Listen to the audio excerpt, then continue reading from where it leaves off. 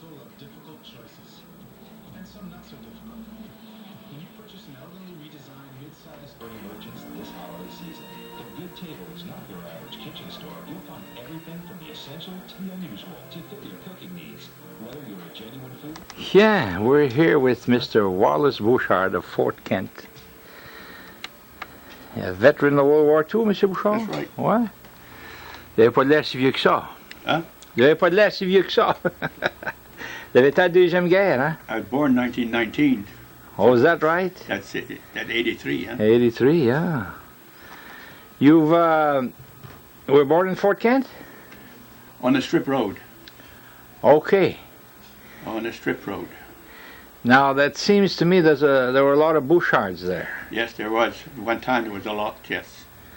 Are you related to Edmund? My brother. Oh, Edmund, the old Edmund. Not Edmund Jr. that he was coming here. There. Edmund, his father. Okay. Paul, you know Paul Bouchard that's here there? Yeah. And Edmund that was on the farm lately there, that died, they're going back there. Those are my nephews. Okay. And So Bouchard is my nephew. the Edmund that I knew, madame, Yeah. he was your brother. Your And- old man? Yeah. Okay. And his wife made donuts, though? Oh, that's Isaiah. Oh, that's Isaiah. Oh, yeah. C'est un autre frère, ça. Yeah, he's the only one living there, Isaiah. But he had bypassed 2 days ago. 89, 87, 88 years old. He's 88 now. He's the only one living. And that's Nelson Bouchard's That's correct. father. Yeah. OK. Ah, puis Edmund, lui, c'était le père à Paul, ça. Edmund Silpira Paul. Yeah. OK. So that must have been a big family, these Bouchards? Us, my family, we were 9. But there was 2 that died young. I was number 9 in the family myself. Oh, really? Yeah. So, is it all boys? There was 7 boys and 3 girls. Okay. You, and you say that you have just one brother living. That is correct, Isaiah, which is, all the rest have passed away. Is that right, huh? So you were a farmer yourself, no? Huh? Were you a farmer yourself? Oh, myself, no. I've never been a farmer. No. I was brought up on a farm, and then I went to the training school here, the Madawaska training school. Oh, is that right? Yeah, for 4 years. And with the help of Mr. Crocker, that was in charge then here, because he gave us us Frenchmen, some of us got a job on WPA to earn 25 cents an hour, and we were able to pay a little bit of our work. So I was there 4 years.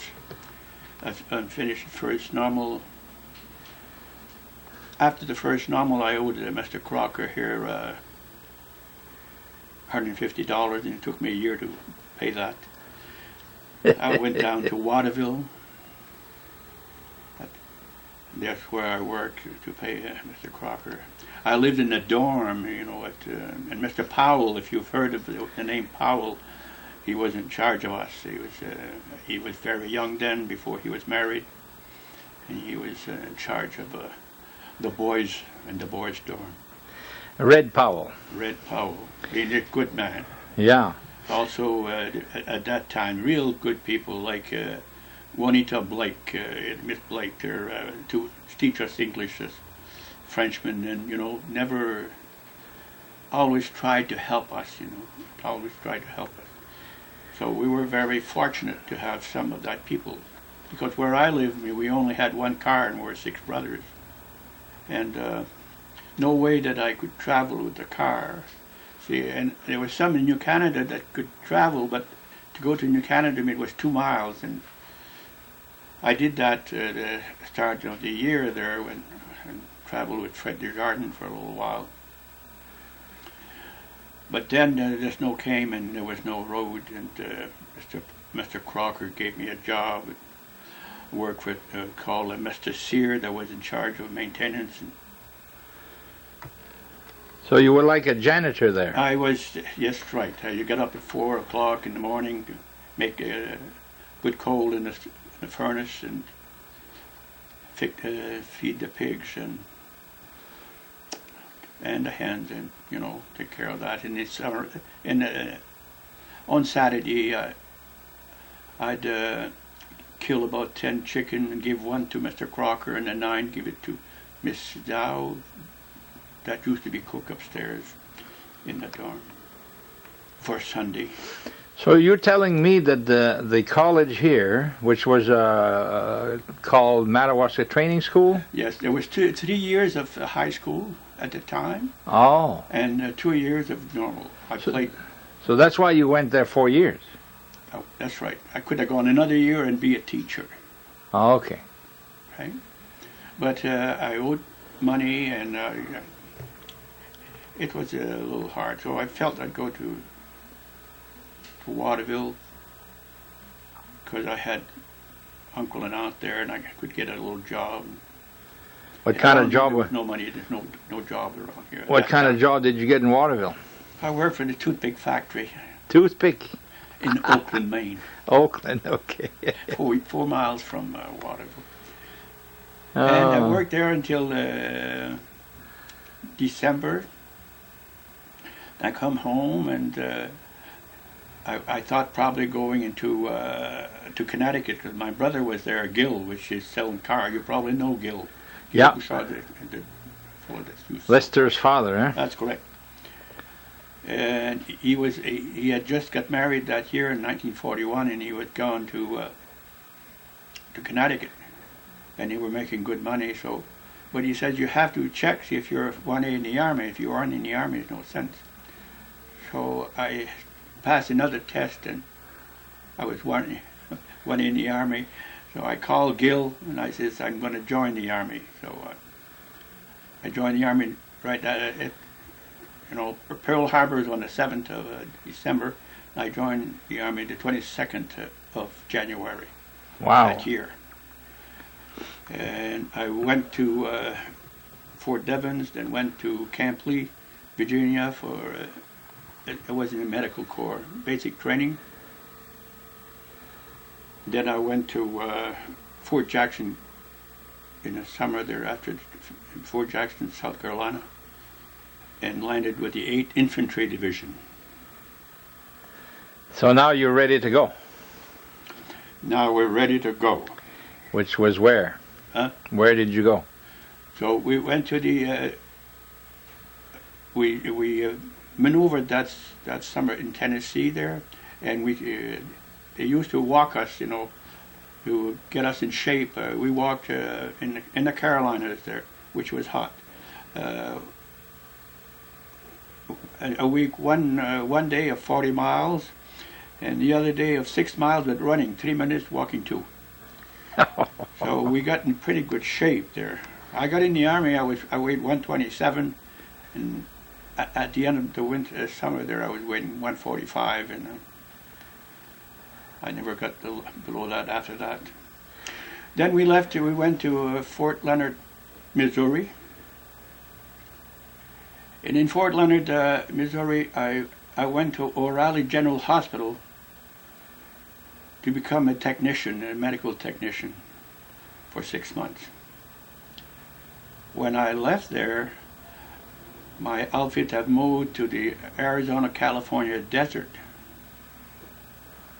to practice, because at that time there in 1943 we were fighting very strongly, the English and also the Americans on the desert in North Africa, and they thought they probably would have to send us there.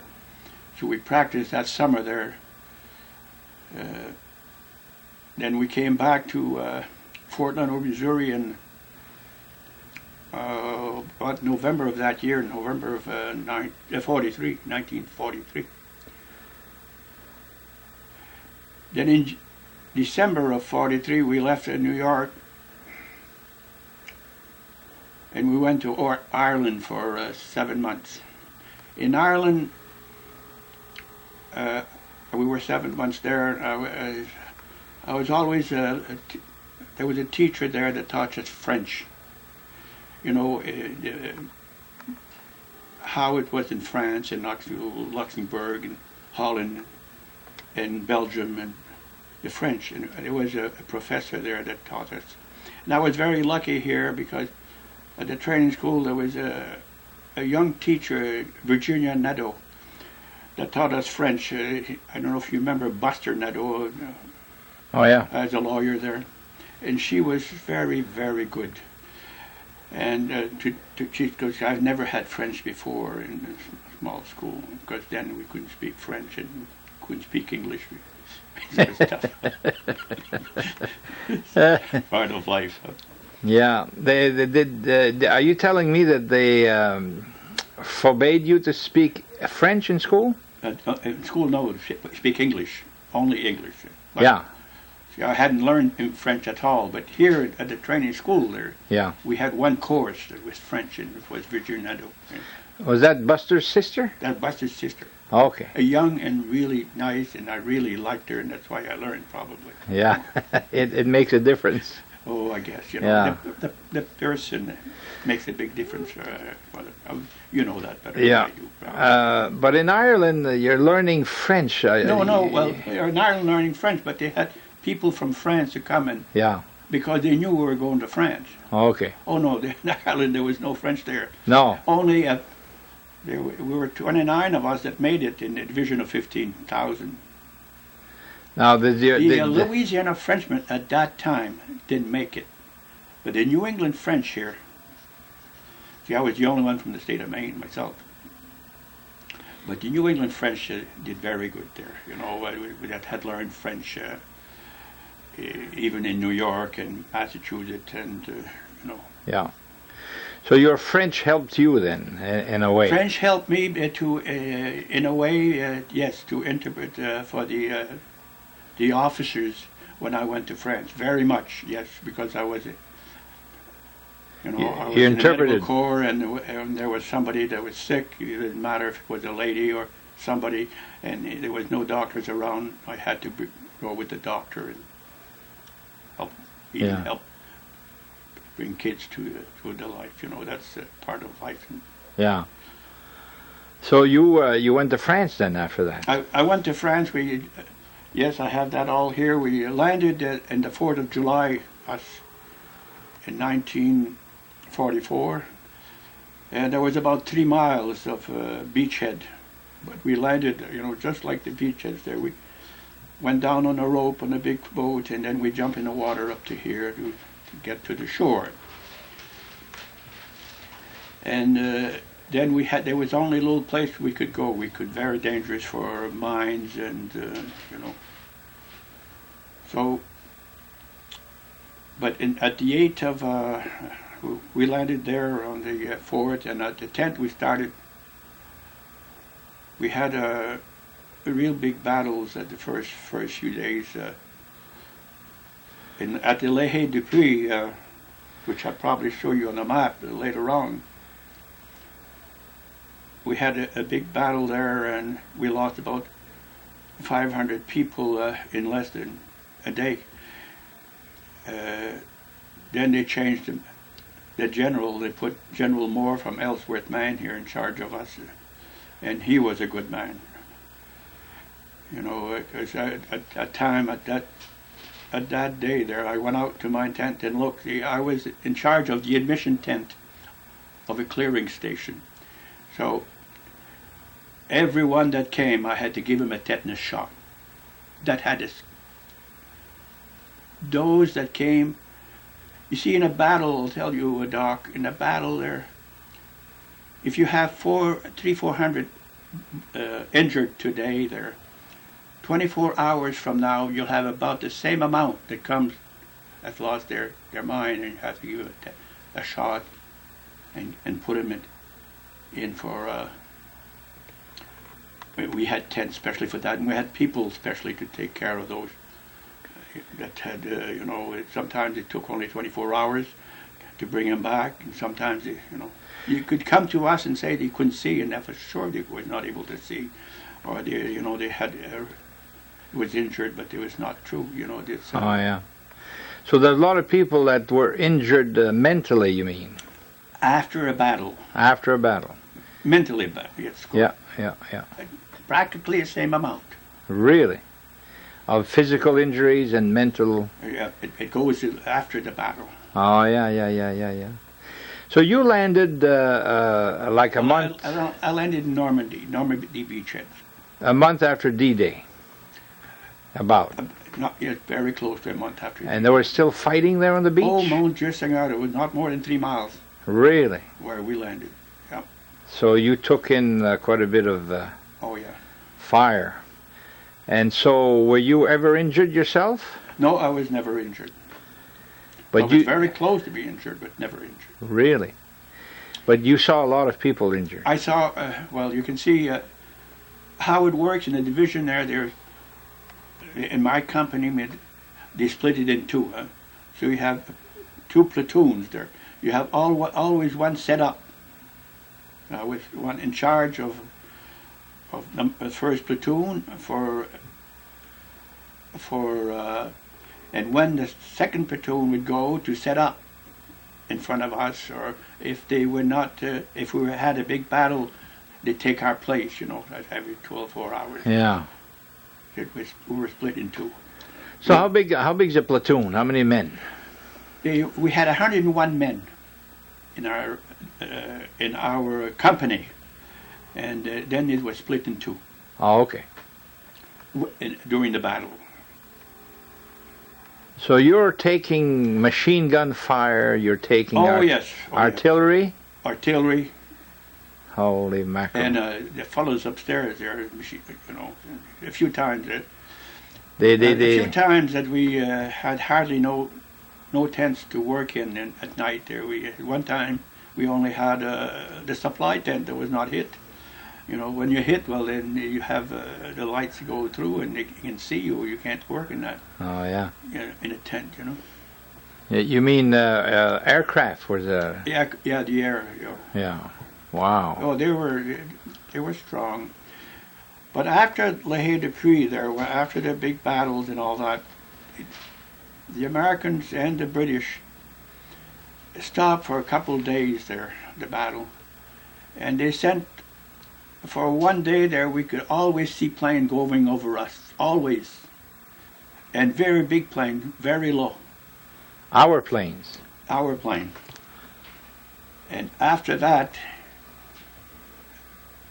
General Patton, which you've heard of, hit the trail and he went right through. Us, by going through there, we could see cows, we could see people. I even seen men, soldiers are on a bike without no head. It's, wow. You saw a lot of... we didn't go to Paris, as we went around, we went to Brest, Brittany. Okay, we fought, that was a big battle too in Brittany. So you saw a lot of wounded? Oh, a lot of wounded. A lot of dead? A lot of dead. A lot of terrible stuff. Yes, people don't understand today why I am the way I am. Because, like in charge of the munition tent, I saw everything. Half of everything, don't get me wrong. The other group there saw as much as I do. Yeah. Of the 15,000 people we had, but when you have 15,000 people, we have 3 regiments of 3,000 people each. Those are foot soldiers. Oh, yeah. And then you have the engineers, and you have, like us, 1,000 people in the medical group, and those are battalions. Oh, yeah. So you saw a lot of soldiers die, I imagine? Yes, I saw a lot of soldiers die. Right with you? It's nothing. It doesn't bother you if you work, I'll tell you, Doc.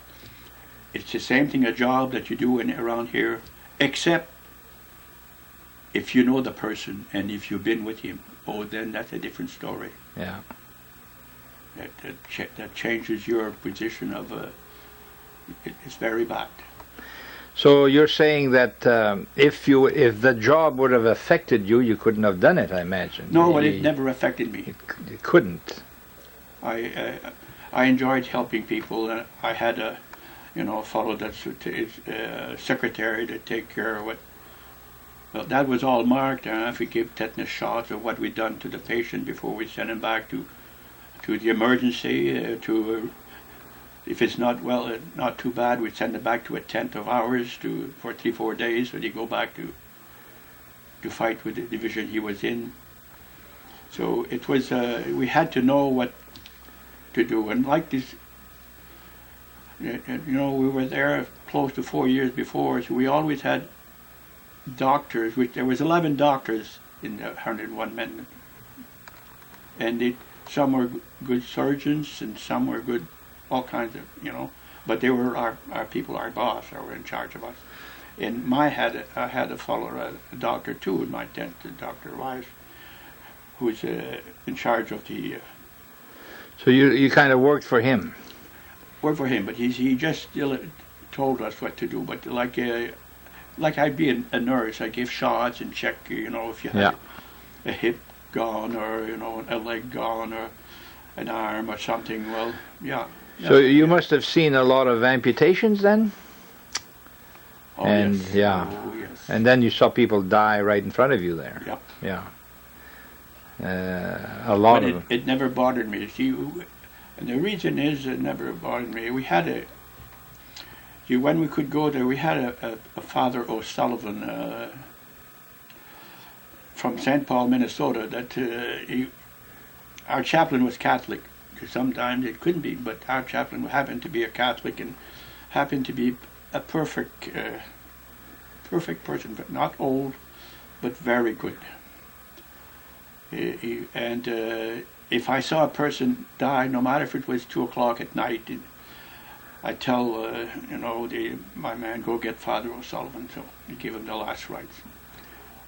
And he was always there. He was what you call a perfect person. It didn't matter if you were a Protestant or a Jew, or he'd help you just as much. He helped everybody the same. Yeah. Good man. Now, good person. You yourself must have prayed a lot. Do people pray? Yes, we prayed, and we sometimes when the yakak was good, and we had to run to the foxhole for a minute or so. There, my friend, which was a Protestant, he said, Wallace prayed, so he never prayed too much, and I used to say Hail Mary after I said Our Father, and now I think about that, because we never knew then, because we never knew. It's the same thing as, we could be here 1 minute and gone, but I would just happen to be lucky, and we lost some men. Most people must have prayed. Most people must have prayed. It changed a lot of people of ours, yes. Yeah. It didn't matter what religion was, yeah. Yeah. Yeah, after we went to the Battle of Brest, we went to Luxembourg to held the line there. They had a line in Luxembourg. And in Luxembourg, it's something that happened to me, and I still think about it sometimes because it was normal. I was holding the line. We were about 7 or 8 of us in a small group there in Ethelbruck, Luxembourg, Ethelbruck. And one evening, around 5-6 o'clock, soldiers came in with a girl who had stepped on a mine, and she lost her leg from up to this point here, up to the thigh. And all these other boys were all English, so when I jumped into they said to come because we couldn't bring her in because she had to go to the hospital there. So I went to and got close to her, and I started speaking French, and boy, she grabbed my hand, because then she knew there was somebody could communicate with her. Oh, yeah. So I brought her to the hospital there in Ethelbruck, and there was a nun's hospital. And it was dark. The nun says, "Oh, you have to go get the priest." I said, "Oh my God!" At that time you didn't walk too much outside. So I said, where is he? And he showed me. It's not very far. So I went to get the priest. I still remember knocking there, and he was reading his Bible. He was older than me, probably in the 40s or early 50s. And he came into the door very, very, always dangerous there. He probably thought it was a German coming to kill him. He opened the door, and I told him, I said, well, I brought a patient to the hospital there, and the nun wants you to come. He said, are you going to bring me back? You know, in French. I said, oh yes, I'll bring you back. So I brought him. He gave her the last rites. I held her hand, and she passed away. She died. She died. Then I had to bring him back to where he was, and I walked there because the ambulance couldn't stay with me all that time. They had work to do, and they had to go back to there. So I walked to my place. And yes, I prayed there for the girl, and beautiful. I still remember her face. I mean, you know, sometimes in life there you have someone that you know, she was about 17, 18 years old. Probably, you know, where she'd be, that's looking of her life, probably. Yeah. So these are the things that sometimes that I remember about most. Yeah. Then we left there and we went to Herken Forest. Now, Luxembourg is a little country, right? Luxembourg is very close to France, yes. Yeah. Very close to Belgium. So they speak French there? Speak French. Yeah. And they're, all these countries, if you speak French at that time, I don't know today because that's 60 years ago, if you speak French and English, you could go, see, Holland was French, administration was French, Belgium, administration French, Luxembourg, administration French. And in Germany, either they spoke French or English, the German people. They're not quite like us there. They had another language, you know, they could, follow me? Yeah, well, they have more than one, that's for sure. They have more than one language. Yeah, some of them 4 or 5. Some of them had learned English, some of them had learned French. But you could, if you had these two languages, you could, at that time, communicate with everybody. Well, I think it's still the same. It's good to have 2 languages. They're working on this now. It's too bad, you know, some of our kids that didn't bring up their kids that could speak French. Us, we spoke French here. You know, Mr. Crocker he used to say, be sure to speak French to your kids, because that another language is very special. He was a special man. Yeah, Crocker. He was a special man. Now, in those days, they called him principal, right? He was he was in charge of it. Il appelait pas ça le président du collège, là. Il appelait ça le principal, hein? Because the first guy that was here when Fort Kent, Madawaska Training School, Vital Cyr, il l'appelait le principal. Well, that probably could have been the principal too. I really don't know what his name, but I know that Mr. Crocker, and I'll tell you this because I've always, this is when I learned my Our Father in English. Every morning we used to go to the main room. Of course, it was not big, huh? And we said Our Father before we went to our classes. Every morning that I went to that training school. Really? So it changed. Yeah, things have changed. And he lived right here where Paul Kelly lives there. Where Paul Kelly, right on the street here. Oh, yeah. The first house. Now, how long was he president or principal of the training school? Do you remember? Oh, Mr. Crocker was a long time. Long time, huh? Oh, long, geez, I don't remember how long, but he was still, well, he was still alive. I don't know if he was there when I came back from the Army. I built this in 48, but I'm not sure if he was there. Votre maison, ça fait... I was built in 48. Ah, ouais. I built that here. Y avait-il quelque chose ici avant? No. No. The dirt was going up to that point. I noticed I have a picture of where the grammar school is, across the street here from you. There used to be a potato field. À l'aubout du chemin, là. C'était un champ de patates, hein? Yeah. Baker qui avait ça, ou qui avait ça? No, Eskevich, Harry Eskevich. Ah, okay. Or Harry and his father. Yeah. So where you are now, though, we're almost in front of the grammar schools, though. This was like the end of Pleasant Street. Là, il y avait plus rien passé. Oh yes, there was some. Yeah. Yeah, we built a shop at Labrie. You know where the Claude Labrie? Claude Labrie built a shop here in 1948, spring of 1948, and I built my house that same year. But he built it early, and I built from 4th of July to August 15th. We walked in. What kind of shop was that? Blacksmith shop. Blacksmith. Okay. That's when I started. What did you do? What did you do for a living? After I went in the army, well, after I came back here, I'll tell you, I'll finish the army. Sure. Is that okay with you? Yeah, yeah. Then I'll go to Oui, parce qu'on... what I started at Labrie and that. Okay. Oh, so you worked for Labrie then after that. Okay. So now you're in Luxembourg and you're leaving there. Leaving there, I went to Erken Forest in Germany. And there, you probably heard the Battle of the Bulge.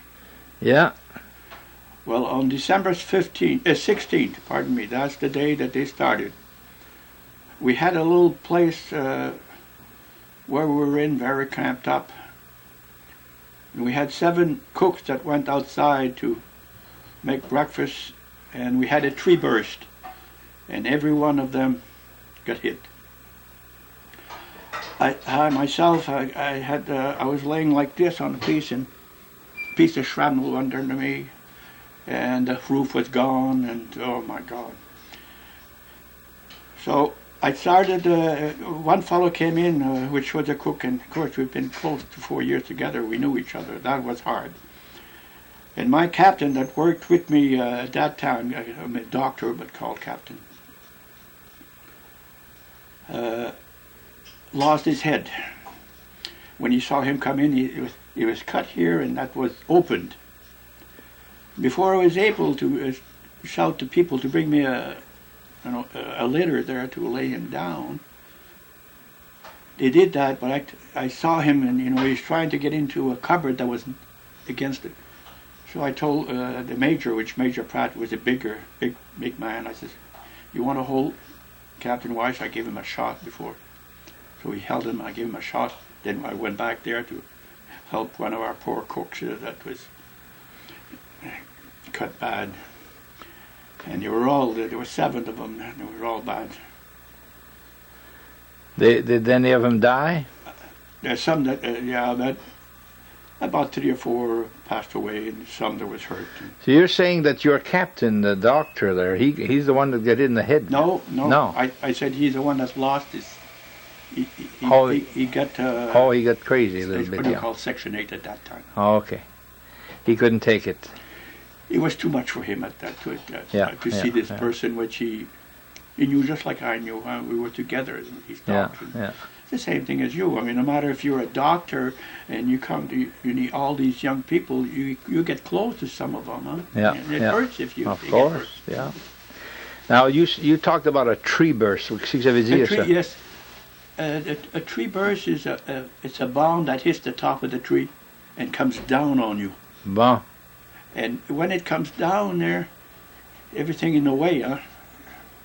So it took the roof off, and they were living, and they were in a tent working, and a bunch of them right together, and it hit them very hard. Wow.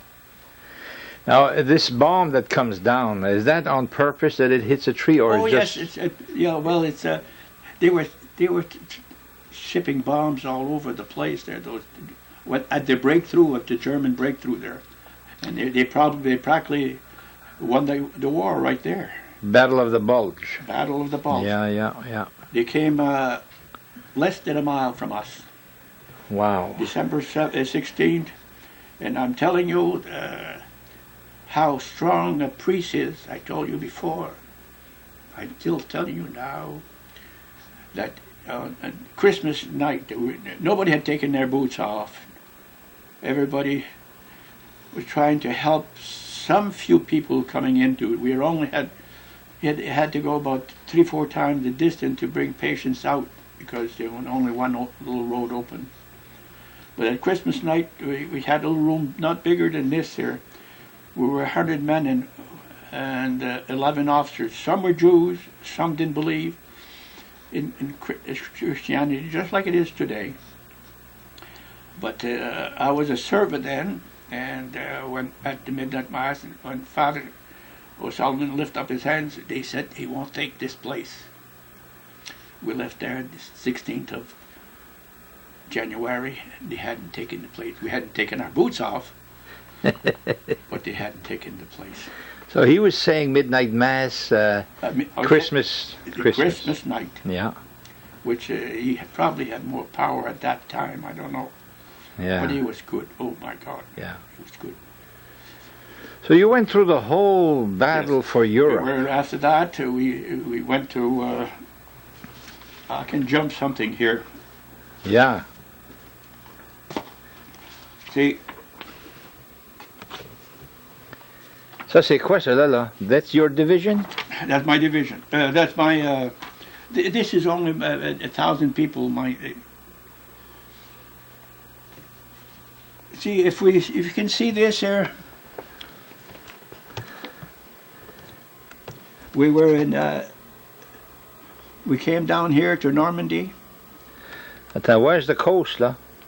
The coast is right here. Oh, okay, so that's when you came in. The English Channel. Okay. Then we went this way. See, Le Haye de Puy is right here where we had that big battle there. Okay. We went to Brest. Brest, you see ça? Oh, no, wait a minute, not here. Brest is here. Oh, I jumped what page here. Okay. Okay, this is where you landed right there. Yep. And then you went to Brest, which is in right there. In Brittany, France. France. Après ça, vous avez été à Luxembourg. In Luxembourg. Comment c'est grand, Luxembourg, ça? Is it as big as Maine? It's not as big as Maine, no, huh? No, it's not a big country. But it's nice people. Yeah. And this is the Hurricane Forest. Oh, that's where you were.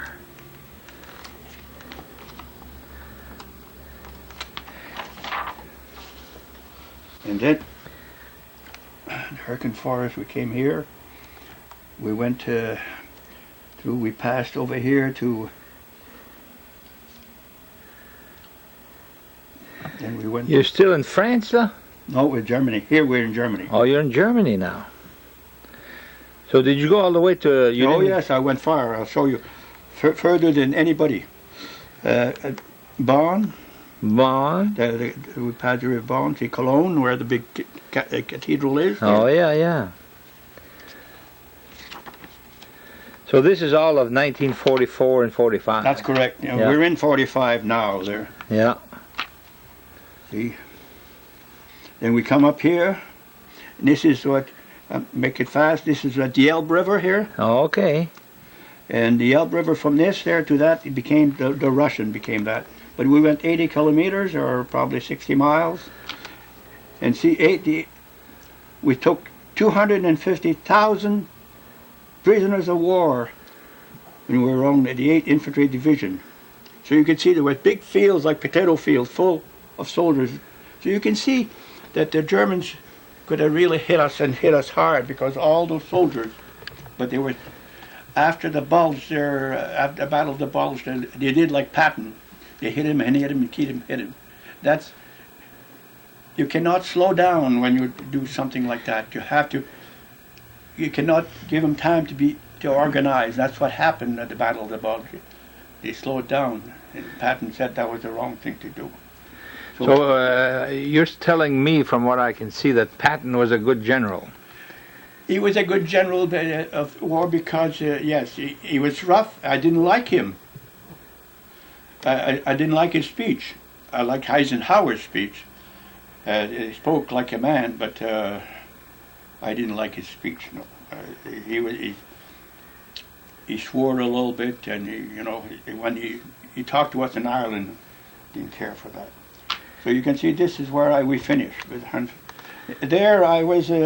Comment s'appelle ça, cette place-là? Schwerin, Germany. Schwerin. How far is that from Berlin? Berlin more up here. Is further up north. Okay. We're more in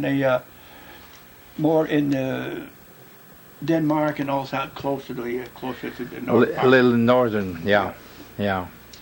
And there was a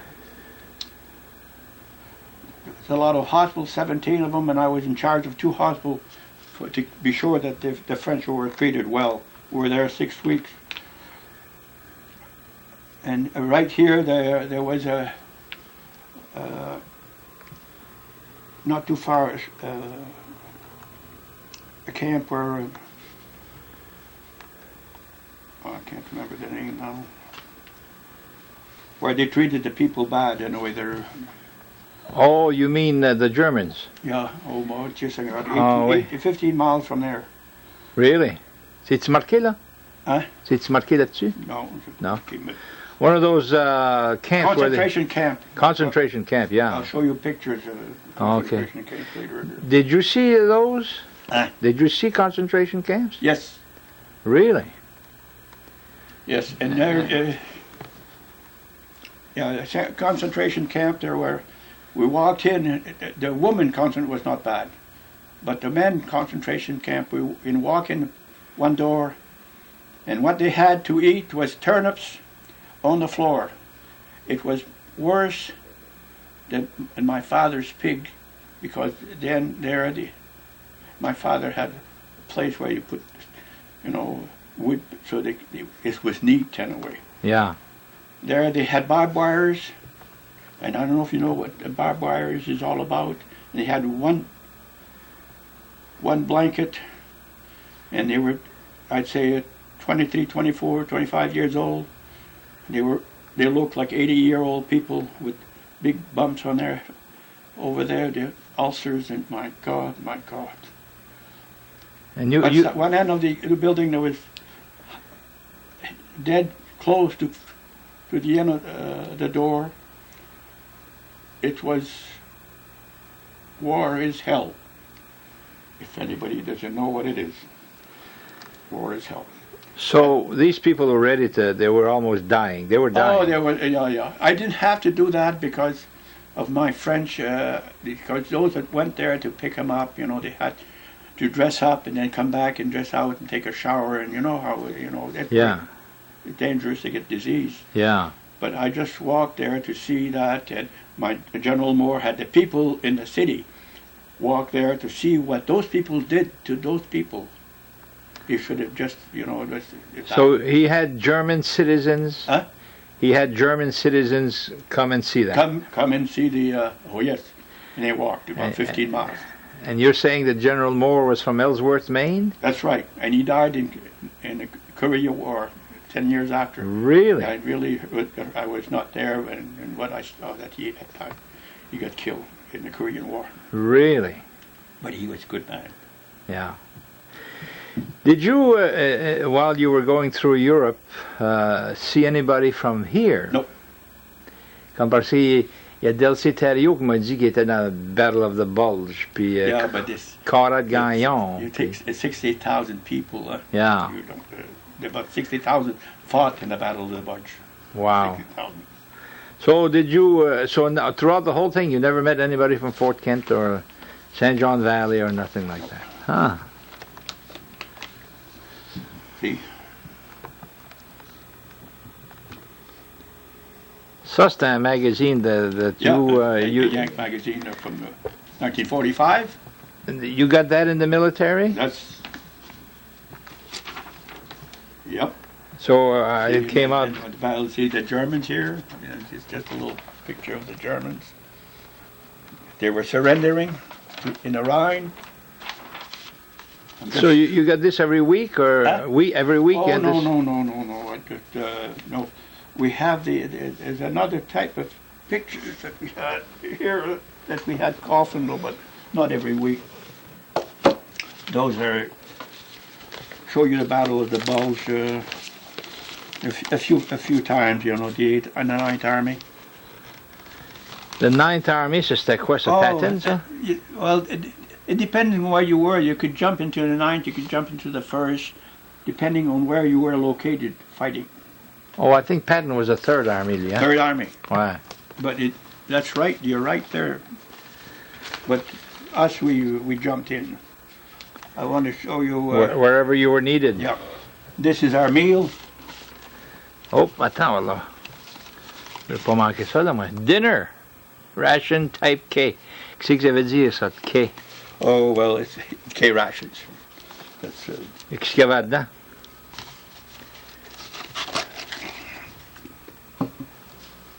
Holy boys. Du devil food, quoi? I think so, the name, yeah.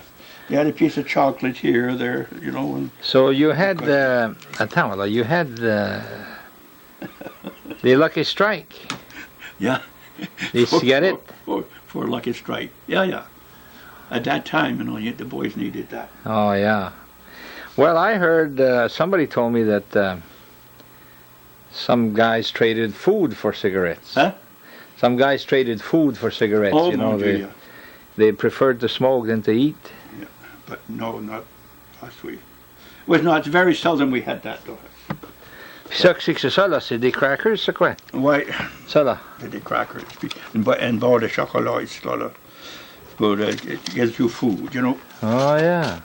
Okay. So you had one of those for lunch? It's only when the cooks are not around or something. When you know. Okay, so you could eat that any time you wanted. That's right.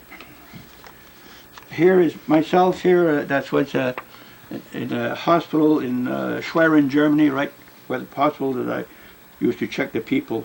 1945. Yep. Hey, c'est quasiment la fin de la guerre. Oh, ça, c'est la fin de la guerre. C'est fini, ça, là. La guerre est finie, là. Yeah. When did it end in Germany? It ended about the 1st of May, but they declared it the 8th of May. When we passed, we crossed the Elbe River the 1st of May. Not a shot after that. Oh, is that right, huh?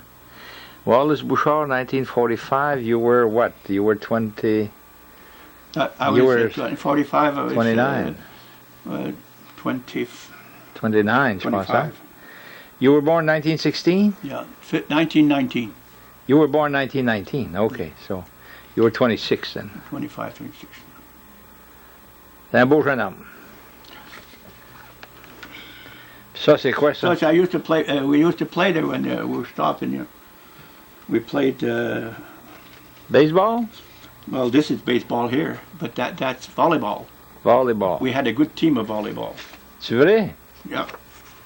Ça, c'est quand vous êtes à Germany, ça, là? À Germany, ça, là. Ah oui, ils sont après tirer la balle, c'était là. This is also And 1945. This is, what I showed you a while ago, the Schwerin, the concentration camp. Holy boy. Are these people dead, or are they just weak? Oh, no, those are dead there. Those are dead. Those are dead. Starved to death? Yeah. Me.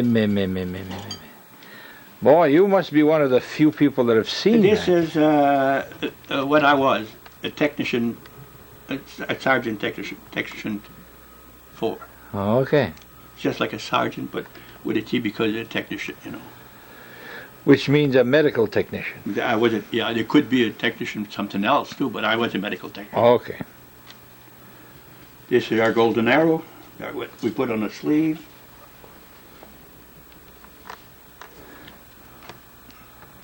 That's 8th Infantry. 8th Infantry. Yep. Ah. Those are the little things that we had. I don't know, I'm not sure. You put that on your collar? Yes, that goes right here. Yeah. Oh, on your sleeve. Also this here, you know. Here. This is my old Army rosary. That comes from the Army, all the stuff there. You mean that the Army gave you a rosary? No. No. No, but I use them. Yeah. Use them all. Yeah. This is a plaque of 8th Infantry Division, Germany, Holland, Belgium.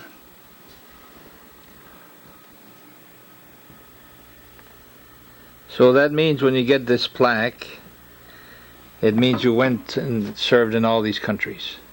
That's right. Yeah. And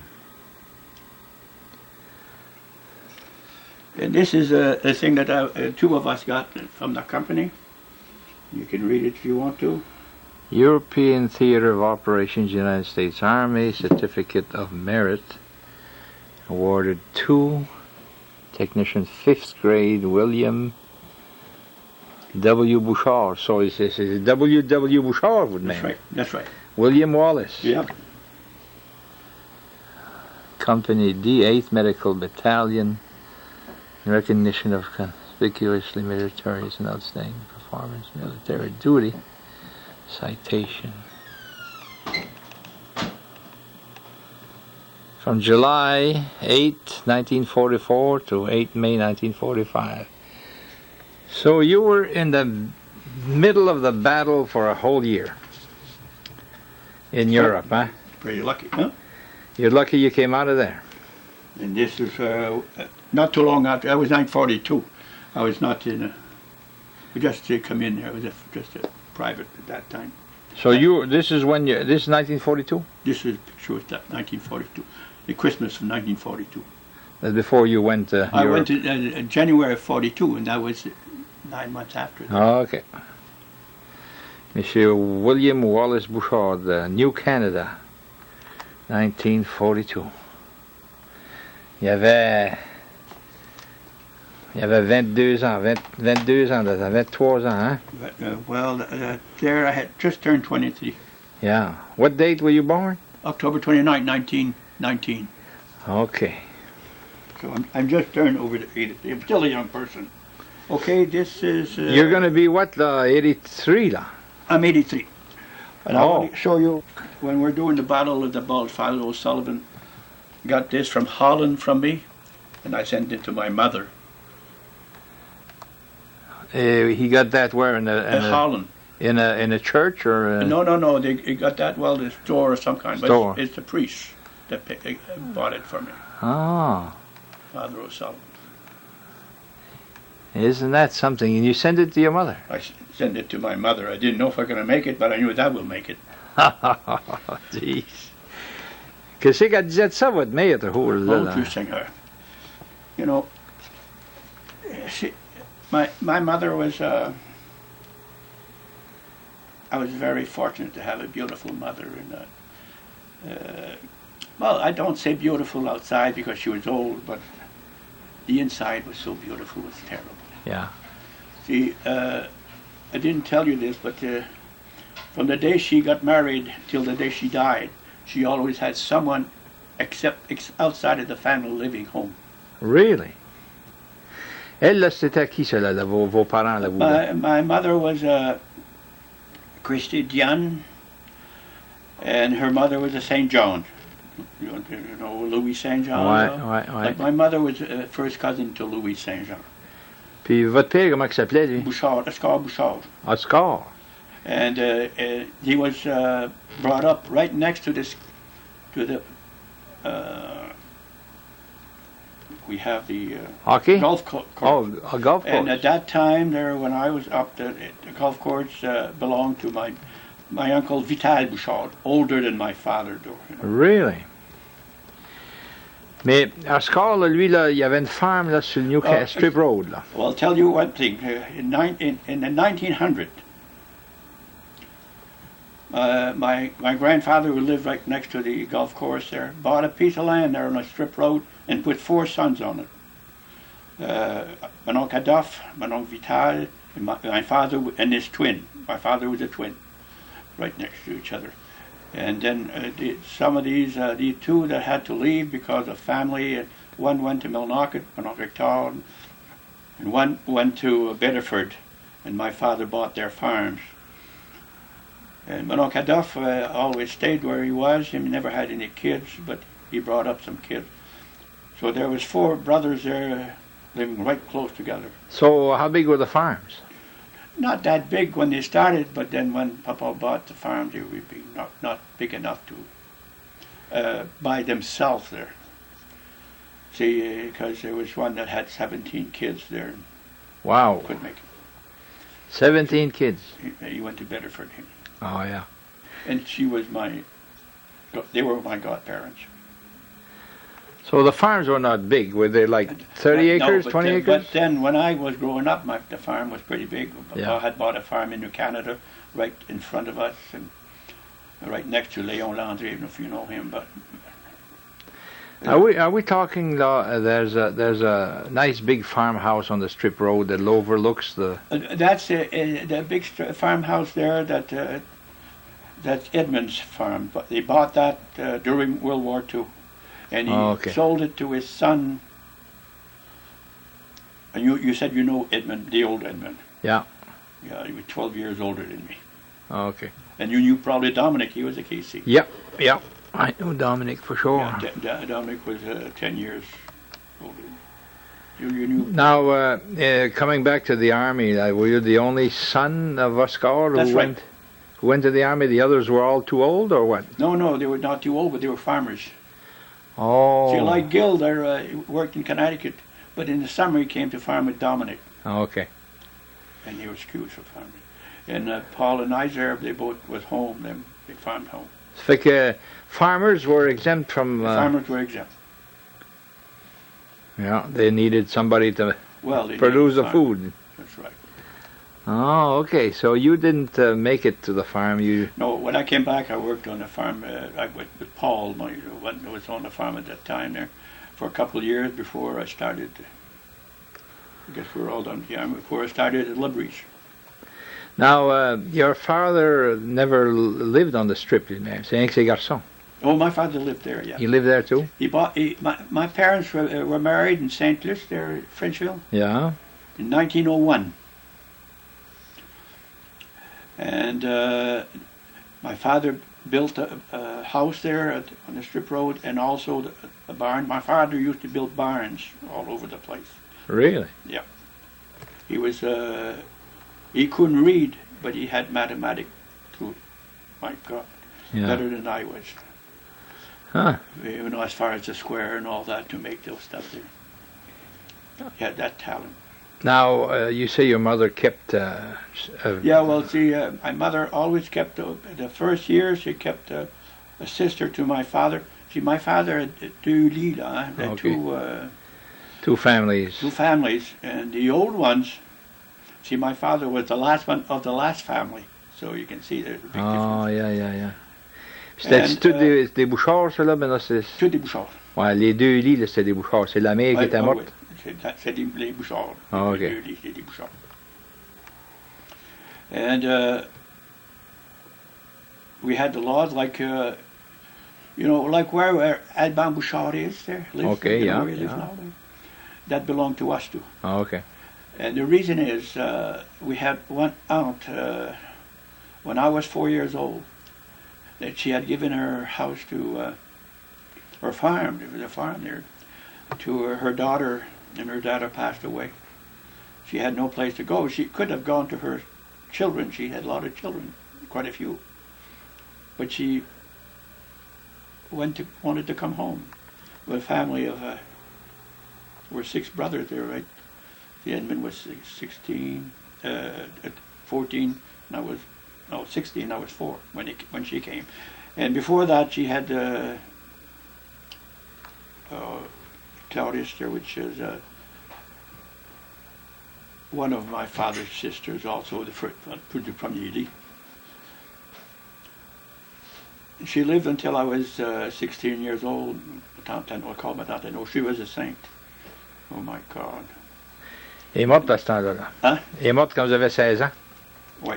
Yeah. And then when I was about 5, I was at 5 or 6, I had an uncle that lost his wife in Score, New Brunswick, Monong Damas. He didn't have no place to go, and he came home also. And when my mother died, she died young. She told my sister-in-law, which is still in Connecticut there, her husband lost him, don't tire pas mon oncle Damas de hole, and she didn't. He lived close to 100 years old, but he stayed home until he died. C'est vrai? Fait qu'en plus soin. It was special, you know. Yeah. The older people were respected, and you didn't throw them away. You kept them. Of course, il n'y avait pas de place pour les autres anyway, huh? In those days? There was no place, no, but he had other relations. You know, comme ma tante Anode, she had sons and daughters. Yeah, but she preferred to stay with your family. We still don't understand that. Oh, yeah. But, he preferred just to come home. So a family in those days, là, il y avait sometimes 3 generations in the house. Yes. Grand-père, puis les enfants. Puis That was 3 generations. For sure, when Papa, my father there, and Paul and his kids before he died. And even my mother, they had some there too. So the house was full all the time? The big house was full, yeah. Now, living on the strip road in the winter, there were no roads. No. So how did you travel?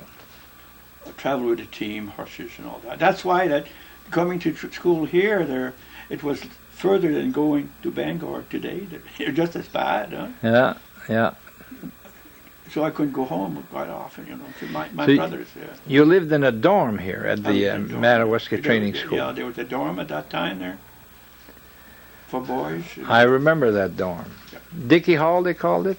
I think so, yes. Yeah. I was here, I came here in '63 when that was still up. And they tore it down about 1965, I think.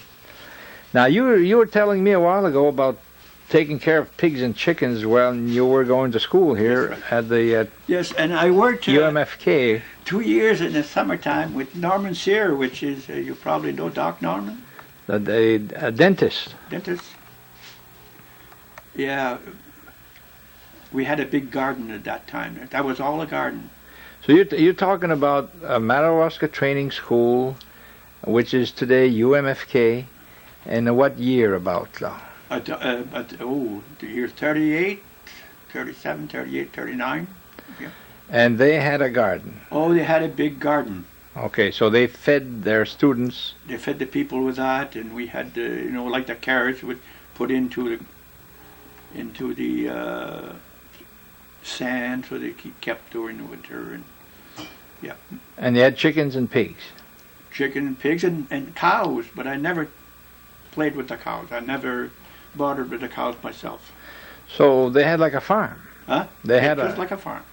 To You take had a fellow come in and plow it and help us there from. Now where was this garden now? Where? All in back where the buildings are today. Towards the river, now. See, there was nothing in back of the library today. It was called, that was our gymnasium. Huh? Right. And nothing in back of that. Okay, so where Sear Hall is, là, and the new Nadeau Hall, it was all. il n'y avait rien là. All garden. That was all garden. And up to the road here. Mr. Crocker lived right next to the road going next to the high school there. Yeah. We had garden up to that point. So That belonged to that school at that time. So that was like almost self-sufficient, the college. Practically, yes. Yeah. And in the fall of the year, we had some coal. Right, that was next to the boys' dorm there, coal. And we had stokers. And I took care of that with Mr. Sear. Of course, there was a fellow Mr. Sear in charge of. Yeah. You were a student there, and you were. Oh yes, student and getting 25 cents an hour to do this. And you worked how many hours a day? In the summertime, we worked 10. 10 hours. But during the week, the school finished us at 1:15, from 8 to 1:15, and at 2 o'clock, I'd give 3 hours a day of work, 2 to 5. Almost every day? Every day. Every day, yeah. 25 cents de l'heure. And then I work in the morning, mornings. Yep. Isn't that something? That's now all this time they were calling this the Madawaska Training School. Right. Puis you went there 1 year to become a teacher, right? No, I went there. Oh yeah, well I was at the 3 years for high school. Yeah. And 1 year normal. So after high school, you went to school 1 year and you became a teacher, if you wanted to. Yeah, I could go another year and teach, Yeah. But I went to. I owed money, and I wanted to do something else. Did you say you went to Connecticut? No, I went to Waterville, Maine. Waterville, oh yeah, okay. Worked at Waterville. Yeah. Never went to Connecticut. I feel they would pick. Huh? Vous avez fait des toothpicks. Very good. Now we can talk about the. Yes, after the army I came back, and I gave myself 6 months. I could have gone to New York to be an X-ray lab technician. 9 months apiece. There was a place there. Because I had a friend in Howard Beach there in New York that I traveled there, and I went back to marry him back in the Catholic Church, and I checked that out. And I could have gone back to Waterville. They couldn't refuse me after 6 months, before 6 months. Or I could have gone to Fort Leonard, Missouri. There was the fellow in charge of the hospital wanted me to go there to become a warrant officer and be in charge of the, the labs and that stuff. But came February, I started thinking, my God, I gotta do something. So everybody will laugh at me, but I decided to make a novena. That's nine days of a Holy Rosary to tell me what I should be doing in my life, because I wanted to be 6 months with my mother, but I was already very close to the 6 months. So you're talking about at the middle of my novena there, I had a follower by the name of Edmund Gaillon. He was related to Gil on his right side. Asked me to go to Soldier Pond because Mr. Adrian Jacques had a meeting for the soldiers, and I said, I don't care. So Gil said, why don't you go? I said, okay, I'll go. So I go with Bowen. When we got to Soldier Pond, and he goes around the corner and he stops at Neil Daigle. He says, why are you stopping here? Well, we got a couple of beers. Beer with Adrien Jacques? What do you mean? Well, it was a dance. And you wanted just to get out, probably, and you wanted to bring me. So I met my wife there. At Soldier Pond. That dance at the 7th of February. And it hit just like it. So I always said it was the Virgin Mary that told me to go there. So I finished my novena, and in less than a week, I knew it was going to be my wife. I got married the 10th of July that year. 1946. 1946. Puis là, vous avez décidé de rester alentour de site, là, même. And I decided to stay here because I met my wife, and she was teaching school at the time. So that's why we stayed here, because she was teaching school. She had a contract. Teaching where? At that time, she was teaching in Soldier Pond. When I met her, she was teaching in Soldier Pond. One-room schoolhouse? And that schoolhouse there, she was teaching small ones. The old schoolhouse in Soldier Pond. Yeah. And she was living at Mr. Stoddy right next door. Oh, yeah. Quelle sorte de dance hall qu'il y avait là? Il y avait they gave the soldiers, because there was a lot of soldiers back, and so they gave a little to meet people, Oh, yeah. So that's how we met. They really appreciated the soldiers then, huh? Yeah. Yeah, you were heroes for everybody. So after that, we got married, and we stayed on the farm that you saw there and then when she had a job in Canada, we stayed at Mr. Daigle there in New Canada, and then we built that in 48. This house here. Yep. Now, your wife, who is she and what's her name? My wife is Irene Michaud, Donna Michaud's daughter. Oh, and now this farm was... This farm is on Donna Michaud. La Côte Michaud, là? Yep. When Plus loin que la Côte Michaud, but on the Côte Michaud. Coming before the church of all the grass there. OK. C'est-tu dans la coulée, là? You sais que l'abbé... Oui, l'abbé, ça montre. Right, that road there belonged to him. OK.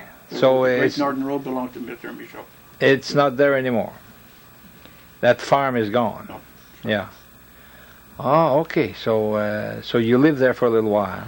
Yes, I lived with my in-laws, yeah. There was nobody there besides, well, there was a young son, 12 years old. So again, in those days, was the road open in the winter after the war? On the main road, it was open after the war, yes. Not before the war, no.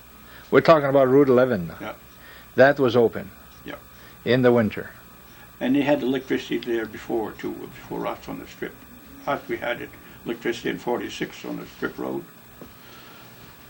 I think the year that I got married.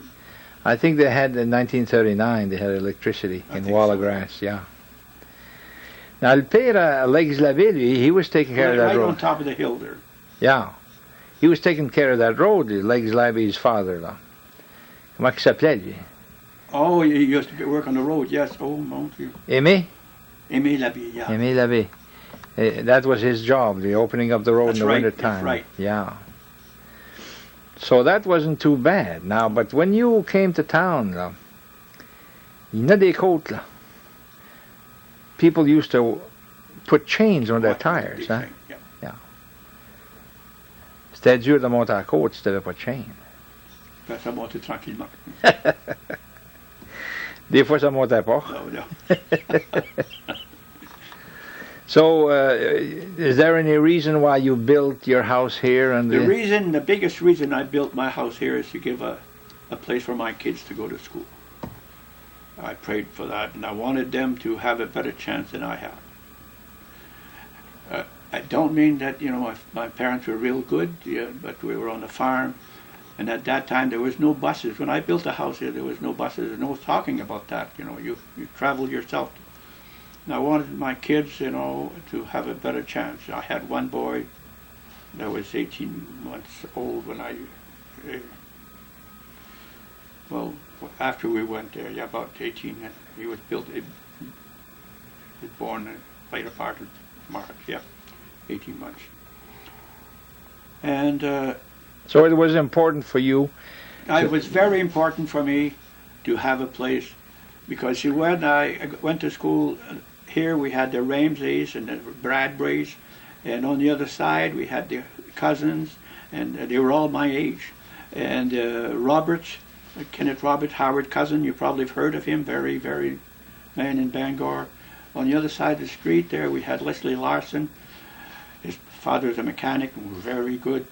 And see, I felt that, they went to school and the only thing they could think was going to school and go back home, have a little bite to eat, and, I wanted to do that for my kids. Yeah.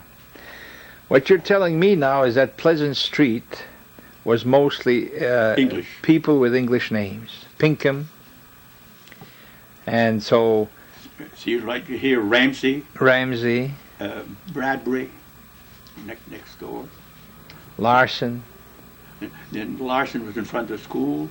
And where Mrs.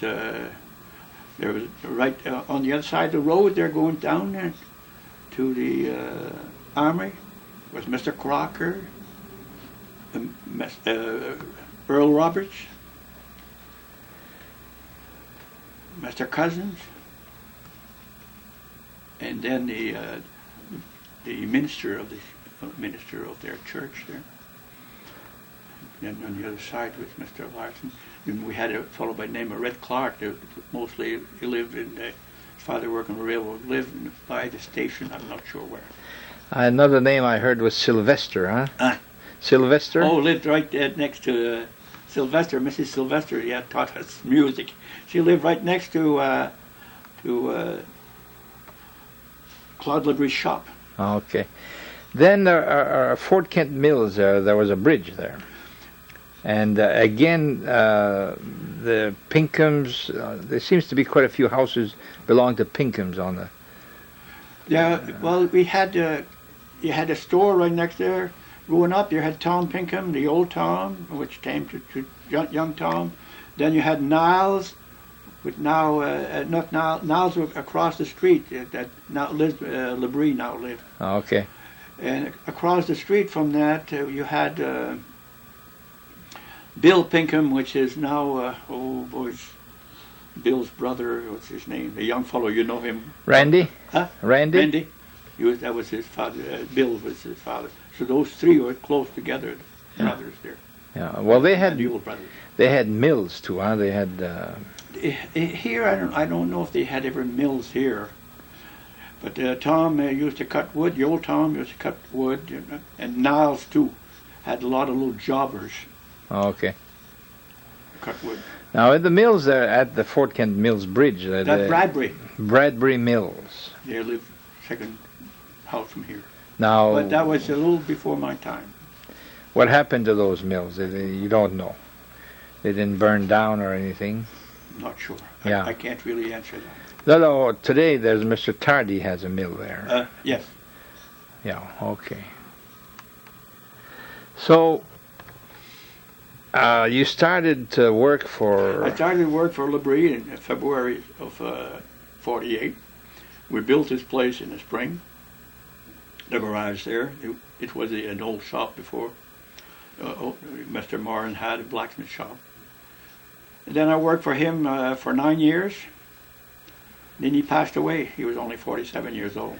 Claude Labrisa? Yeah. Really? He was 47 years old. He passed away. And he knew he had a heart problem. But I'll tell you one thing. He probably was not educated. But he was a good business person. Really good. Good for his people working for him and good for the business. So, sometimes education is not everything. He had a lot of common sense. See, I worked for two people. I worked for him, and then I worked for Tom, which is a well-educated person. And as far as managing, they were just as good one as the other. But Tom was more a pusher. I worked for him 23 years. I was service manager for him for 23 years. Tom Pinkham? Yep. Oh. We started with very small here at the, what you call the Up North Garage. Okay. And I'd put the heavy doors there. I have to come back.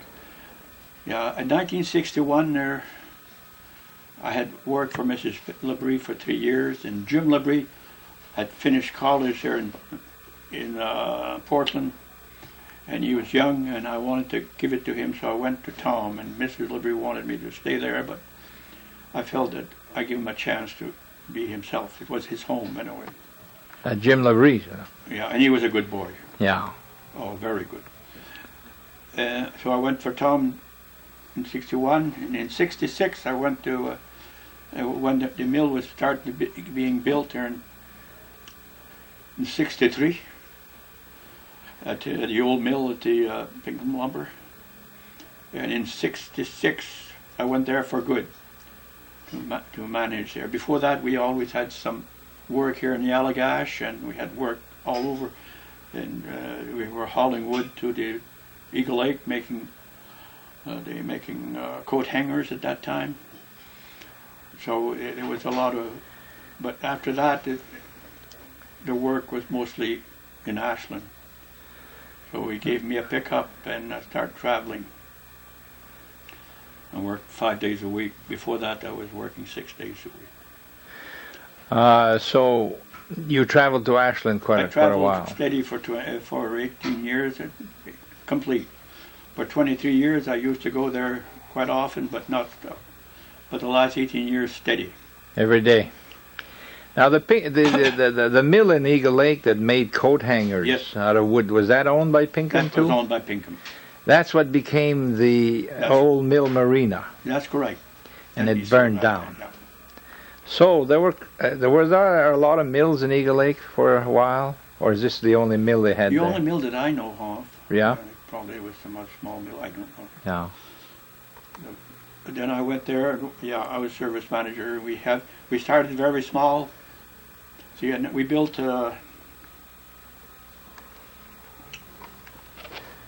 Can you take a minute there? 1962 here at the Up North Garage. The first log trailer was built in the state of Maine. It was built by me. 1969. Did you say you built that? That's right. You did. It's a thing that you can't haul on the road, huh? Yes. That was hauling on the road. Mean Route 11? This was on Route 11.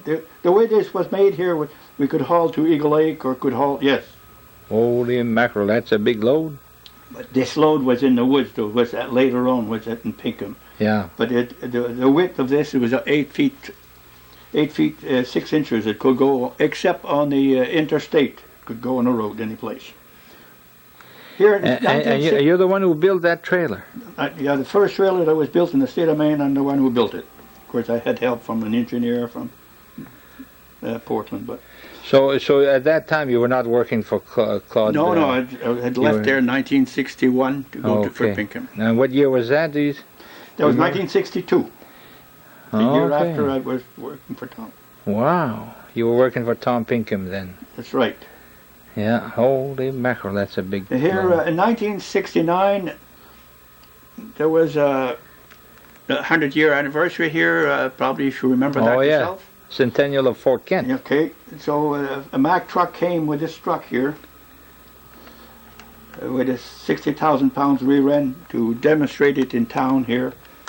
Then he came to our place and he made a picture and he gave it to me. So that's the picture. That's the picture. Okay. That picture was taken in 1969. And make the long story short, this is the mill that we built, the second mill. Let's see here. You mean there was a... No, there was another mill here, but this is the new mill, right now that you have. In Pinkham Lumber? At Pinkham Lumber. In Ashland? That's correct. So you say there was another mill built before that? Right, it's right close. You don't see the old mill, but it's right close. Right on this side here, my garage is... Let's see what the garage is here. This garage right there. Oh, yeah. And here, when I retired, the management people wrote that for me in my retirement. When was that? 1984. Ça fait 18 ans déjà. Yep. Now, I've heard that Tom Pinkham wanted to build this mill in Fort Kent or close to Fort Kent. Is that true? Was there ever a... No, that's not true. No? He never said... No, and I was very close to Tom Pinkham. Yeah. So, when he decided to build his mill, He showed me one time, he had an old mill on the other side of Ashland, and in 1942, a year after, we went there to see if we could salvage anything.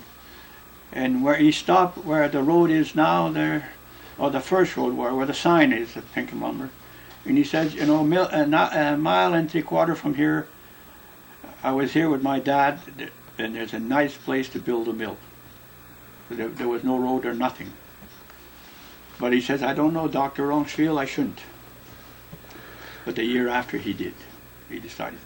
Dr. Ronks felt that he was not... Well, Dr. Ronk felt that his heart was not good enough for that. So even then he was not feeling that strong, because he died suddenly in 1983. Oh, he died suddenly, yeah.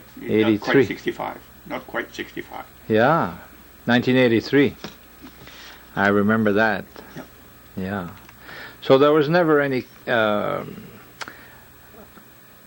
possibility that he would build in Fort Kent? No. Now, do you know anything about Fraser wanted to build in Fort Kent years?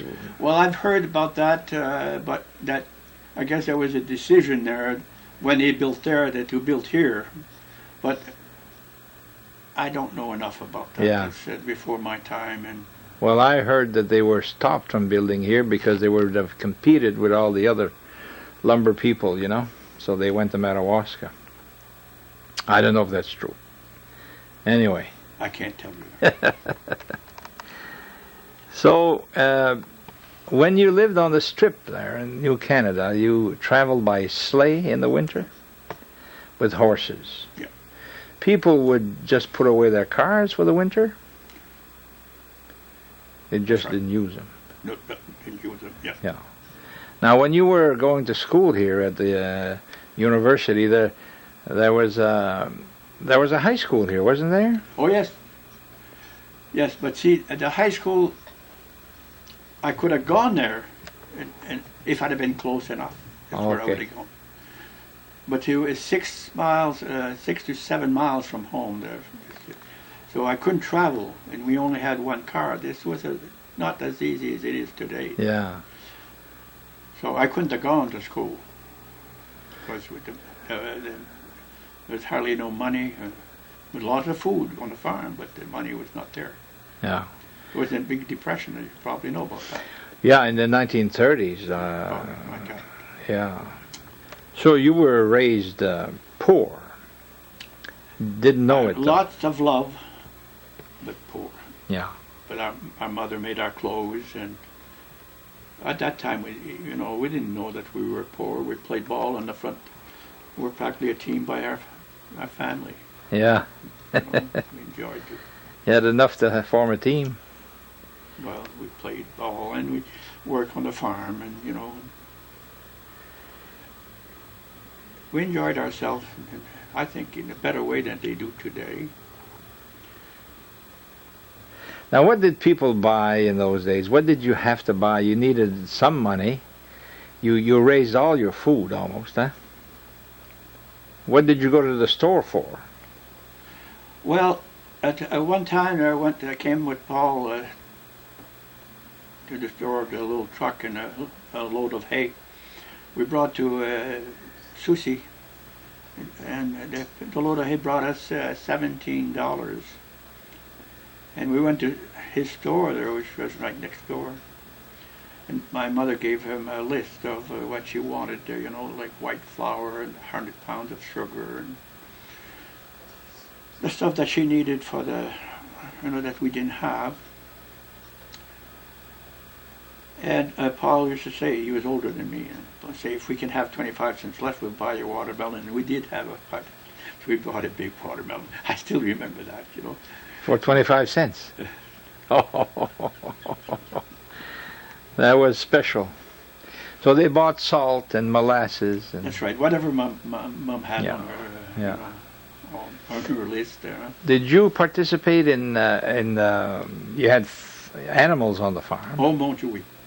Did you participate in slaughtering the animals? My father did, yeah, not me. Not you. My father slaughtered the whole pig. So what did you do in the fall? You slaughtered a pig or two, or? Oh, the farm, depending on when we need the food, my father and Dominic mostly. Dominic was helping my father with that. The older, Yeah. But we were young. You never really did that then? Not killing. I killed it. I took care of hens or chickens, Oh, okay. at the school there. I didn't take care of that home. My mother did, but. But you did that at the college. Yes. This chicken. Yeah, picking up eggs and the small stuff that. Yeah. But it paid us. It paid a few pennies here and a few pennies there. How much did it cost to go to school here? I guess the tuition was $50, and $6.50 for board per week.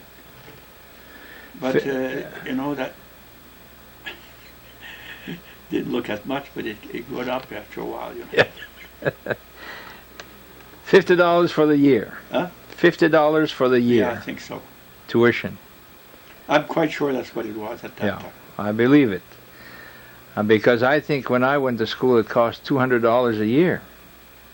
In the 50s, C'était in the 30s, so yeah. It probably did cost $50. You want me to bring a picture of the farm of my parent, your wife's farm? My farm? Yeah.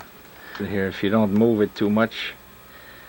Now, this farm, c'est la farm à qui ça? Dona Michaud. Dona Michaud de Wallace. Right, Wallace, yeah.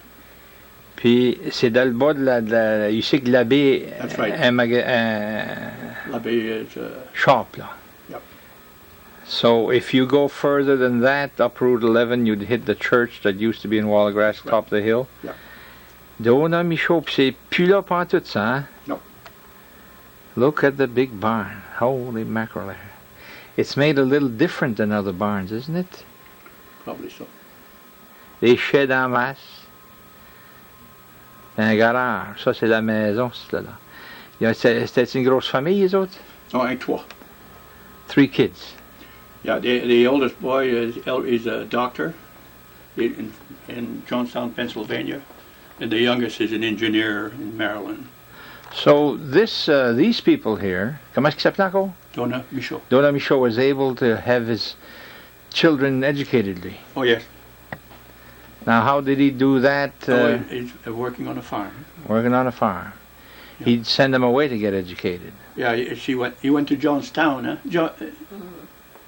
And Georgetown Huh? University. Georgetown University? Washington, D.C. Washington, Et D.C. comment qu'il faisait pour faire ça?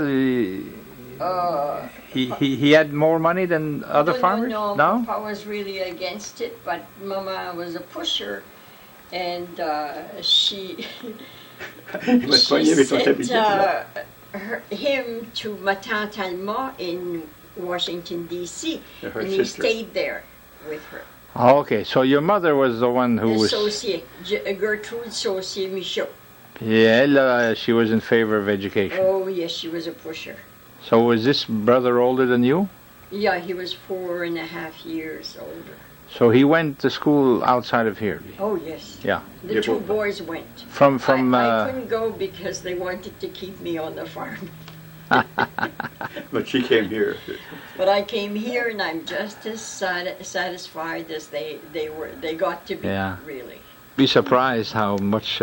How pretty it's going to come to be. We're with Mrs. Wallace Bouchard here, and your name is? Irene Michaud Bouchard. Okay. And you just told me that you've been married 56 years. That's right. Now, compared to Mr. Bouchard, who... Did your brothers go to school, or just you? No, I was the only one. The only one who went to high school? I went, yeah. So I have a sister, though, that 10 Yeah. years younger than me, that went. Esther. Esther. Fait que la différence là, entre 2 families, you lived almost in the same area, Yeah. one wall of grass, one strip road. Yes, but we didn't travel, so we didn't know each other. No, Yeah. but your brother became a doctor, and he was sent away from home. What age was he? He was only 17 about, because he was really a smart cookie. Yeah. And he had to, he went to, where did he go? School? Georgetown University. Okay. So he's still, He's retired, and they're in Johnstown, Pennsylvania, and Okay. they travel in winters because there's a lot of snow and it's cold, and yeah. they want to see. They're next to Indian Lake in Pennsylvania, Okay. a man-made lake. Oh, is that right? hmm So he never came back this area, did he? He comes for vacations, short vacations, and that's it. Yeah. And then you had another brother? hmm Donald, which is 10 years difference with me. And Younger. he married out there too, and Oh, he went to But school away. he did good, though. Tell him. he worked at Johns Hopkins University in the Really? missiles and all the experimenting. Okay, he was an engineer. Engineer. hmm And you went to what they call, Training school. we'll call that the Madawaska Training That's School? right, at the time. Now, you didn't go to school at the same time as Mr. Bouchard. Well, he was there, but I Connaissais pas. didn't get in contact with him. Oh, yeah. Well, she was younger. Probably that. I was younger. I was just a freshman. That was the last year I was there. Oh, yeah. So are you saying that you came to high school at the training school? Training school. Oh, okay. And for the same reason that Mr. Bouchard, because you lived far away, you didn't travel. We had to stay in town for the first few years, and then we started traveling with individuals. Mano Coronel Michaud had a bus, and he traveled some people, and then Mr. Mador, Tommy Mador from Eagle Lake, had a big bus. And then we traveled with Callahan and the Furlongs and... So you came to The school people every from day Eagle by Lake. bus. That's right. Now, you're talking about a bus, it's a private bus? Yeah, it's a private bus that not a school Mr. bus. Mador had, and he did this every day. So busing started from private individuals. Oh, definitely. C'était pas de school bus, là. Oh, no. Otherwise, you had to stay in town for winters and walk home. You went on the train and you walked from Soldier Pond up to home to get back home for the weekends. But you didn't go every weekend, okay? Yeah. It was impossible. Now this guy who had a bus, what's his name? Tommy Madawaska. Madawaska. He charged you money for that? Yes, he did. I wouldn't remember, not too much money, but we had to leave at 7 o'clock in the morning, and we'd wait for the high school to be out because they were going until 1:15. We were going until 1:15, and they were at school until 3, so we had to wait until almost 4 before we'd get home. Okay, so you'd make just one trip to do that. Oh yes, you'd stay in town. And you would stick around till 3 o'clock, and then in the winter time we it's... to college and did the homework. Of course, research good time to do your homework. Get rid of it. Oh boy, what a different time, huh? I have a picture somewhere of... voyons comment il s'appelle, Charette, là. Venant Charette had a bus. Oh, from Shard Hill, maybe. Yeah. I think it was 1940.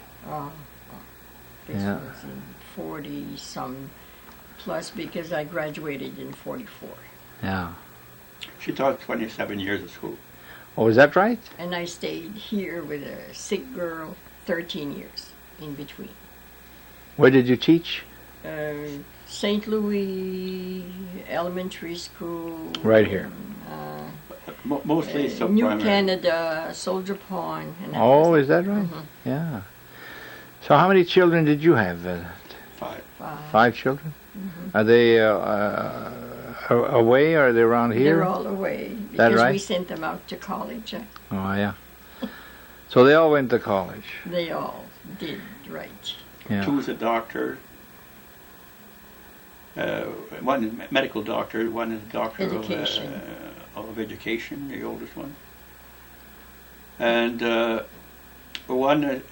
oldest girl is a physical therapist with a master's in business. And the youngest boy is an engineer, mechanical engineer. Did you say you had a daughter? We had 5, but we lost Christine in 63. And she had a heart condition. She lost it in at Boston. Children's Medical Center. She had 3 operations. So she was born with that? Yeah. Oh, okay, so she died what age? Well, we didn't know she had. The doctor never knew until she was 6 months that she was. 11 months we started to see that she was not right, and she couldn't sit right. And so how old was she when she died? How old? 11 years old. Just 11? 11 and a half, yeah. She was going to school here. She was all grown up. So anyway. So where are your children? You say they're away. Where are they? Well, Ellery has Speak to her. Oh, Ellery, I know him. 2 Dairy Queens. And his wife is working, is superintendent in Calais. Okay. And he started a job with some type of principalship back.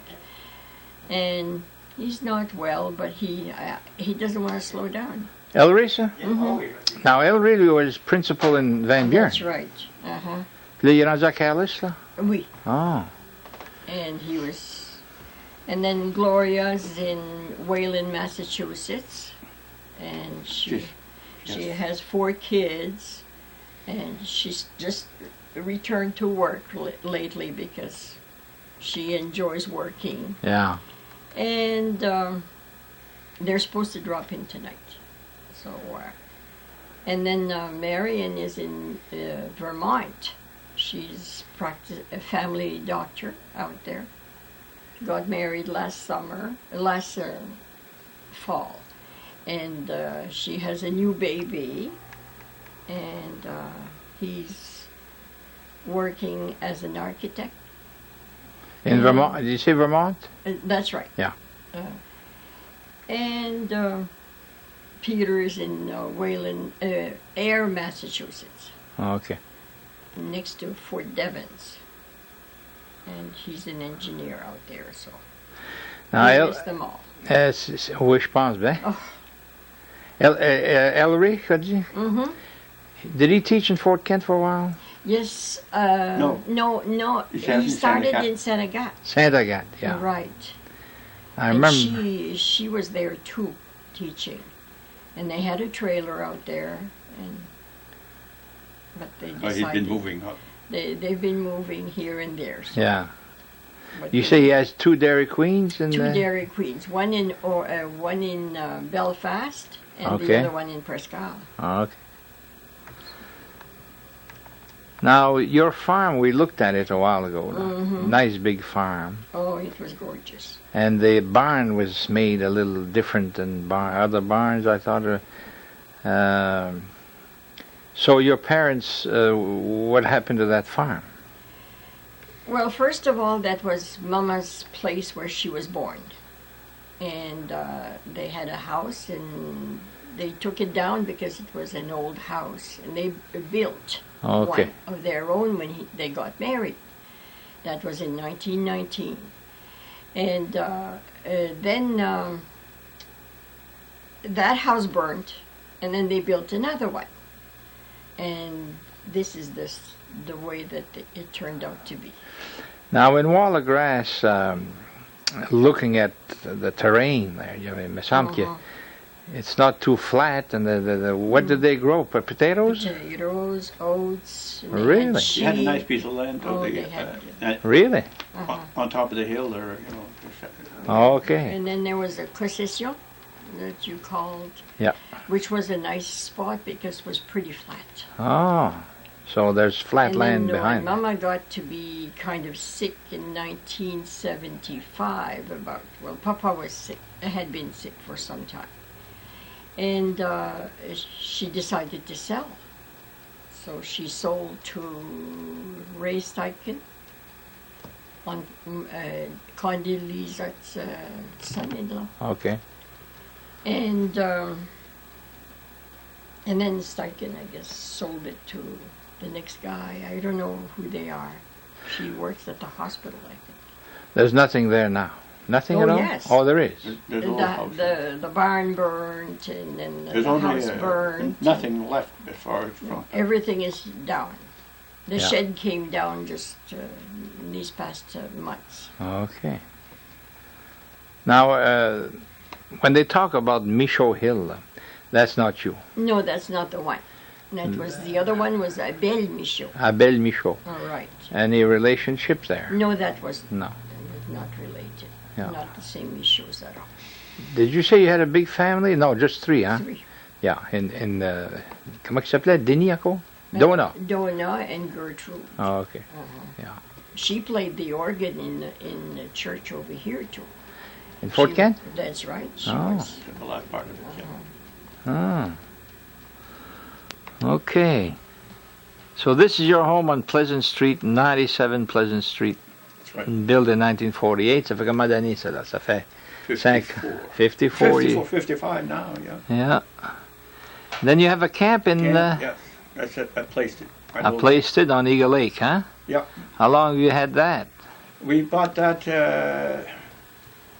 that was built in, Papa built this. Christine, in- 30. Hmm. Christine died, Peter, 37 years 60. ago. 37 years ago. You've had this Peter's camp? 37, yes. 65 K. That was built in 67. Oh, okay. You still own that? Yep. Yeah. Oui, c'était Papa qui avait commencé Puis ça. comment, Ah, c'est vrai? puis moi j'ai élevé, puis j'ai fait Donna le Michaud salage. puis puis- Gertrude. Ici, il y a un portrait de votre famille, ici, là. Et puis, ça, c'est Edmund Bouchard, Bouchard. And c'est le père à Paul, ça. Paul Bouchard. Yeah. And this is their 50th wedding anniversary. Puis le restant, il y a Gil. Il y a Gil là-dedans, là, puis... Ça, c'est le père à Lester, de Hein? Gilman Bouchard Dodge, là. That's right. And then the next guy is Isaiah, tu dis? Comment il s'appelle, lui? Gil, puis Paul est là.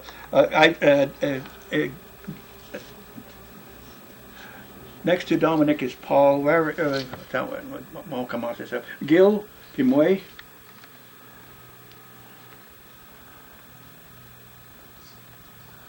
Okay. Isaiah. And Oh, yes, there's Isaiah. Now, he's in Massachusetts. He's been operated on there for he's 87, you said, huh? 88. 88, at Pera Nelsinsa. Yep. Yeah, I remember him very the good. last one is Paul. He died about 3 years ago. Paul Bouchard. Right. And then Dominique Bouchard. That's right. And then, my daughter, my oldest daughter here on this side, Georgianne. Those are Desjardins, Tom Desjardins' wife. Okay. Like Herman Desjardins, if you know him, or that's their son. And on the other side is Esther Saucier Boucher. Okay. Now you, Mr. Bouchard, have been quite active in the Knights of Columbus. Yes, I have. You were a faithful navigator. That's right. Of the 4th degree. Of the 4th degree. You're not anymore. No, I just was for a year. C'est Maurice Rio was there? Ouais. Maurice Rio. Quand est-ce que vous étiez? That was the year before there. So you were 01 to 2001 to 2002. Oh, okay. And the reason I was there, I wanted to repair that prayer room, because I've been trying for the past 10 years to have it. Because we have classes there for the newcomers, you know. Yeah. About an hour a week, and it was started by Father George Pelletier in 1988, and there was nothing done besides after that, you know. But I always wanted to have a prayer room. So this is I became a 4th degree, faithful navigator. Faithful navigator, to be able to push for that, and I got what I wanted. Now this is in the basement of the Knights Columbus Hall. This is the basement of Knights Columbus. It's a nice little prayer room, and it's you can go there and say a prayer. Yeah, I'm a rosary person.